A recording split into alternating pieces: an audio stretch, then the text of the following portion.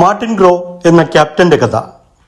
ഒറ്റയ്ക്കൊരാൾ യുദ്ധം നയിക്കുക എന്നതൊക്കെ ക്ലീശേ പദങ്ങളുടെ പട്ടികയിൽ ഇടം പിടിക്കുന്നതിന് മുൻപേ കറുത്ത തൊപ്പിക്കാരുടെ കൂട്ടത്തെ പിൻനിരയിൽ നിന്നും മുന്നിലേക്ക് നയിച്ചൊരു ക്യാപ്റ്റൻ ഉണ്ടായിരുന്നു.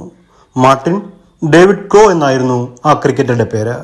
ക്രിക്കറ്റിൽ വിപ്ലവകരമായ പല തീരുമാനങ്ങളും ആദ്യം നടപ്പാക്കിയത് മാർട്ടിൻ ഗ്രോ ക്യാപ്റ്റനായ ന്യൂസിലൻഡ് ടീമിലായിരുന്നു. ഇന്ത്യൻ വംശജനായ ഓഫ് സ്പിന്നർ ദീപക് പട്ടേലിനെ ഇന്നിംഗ്സ് ഓപ്പണിംഗ് ബോളറാക്കിയതും മാർക്ക് ഗ്രേറ്റ് ബാച്ചിനെ ഓപ്പണിംഗ് ബാറ്റിംഗിന് ഇറക്കിയതുമൊക്കെ ക്രിക്കറ്റ് ലോകം നെറ്റിച്ചുളിച്ചു നോക്കിയതും പിന്നീട് പരക്കെ അംഗീകരിക്കപ്പെടുകയും ചെയ്ത പരിഷ്കാരങ്ങളായിരുന്നു.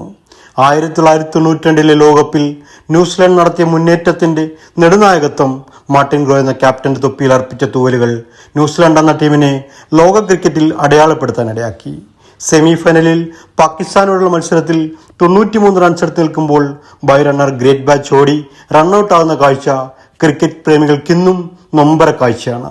മനോഹരമായ ഇന്നിംഗ്സുകൾ നിറഞ്ഞ ജീവിതത്തെ ഗ്രസിച്ച രക്താർബുദം 53-ാം വയസ്സിൽ മാർട്ടിൻ ഗ്രോയുടെ ജീവന്റെ പ്രാവുമായി പറന്നുയർന്നപ്പോൾ പ്രതിഭയുടെ തിളക്കം വെച്ച പ്രകടനങ്ങൾ ക്രീസിനപ്പുറവും ആ പേര് ആർക്കും മറയ്ക്കാൻ കഴിയാത്ത വിധം കുറിക്കപ്പെട്ടു കഴിഞ്ഞിരുന്നു. ഇന്നത്തെ ശക്തരായ ക്രിക്കറ്റ് ന്യൂസിലൻഡിന്റെ അടിസ്ഥാനം പാകിയൊരുക്കിയ മാർട്ടിൻ ഗ്രോ എന്ന ക്യാപ്റ്റന്റെ കഥ ഇവിടെ അവസാനിക്കുന്നില്ല.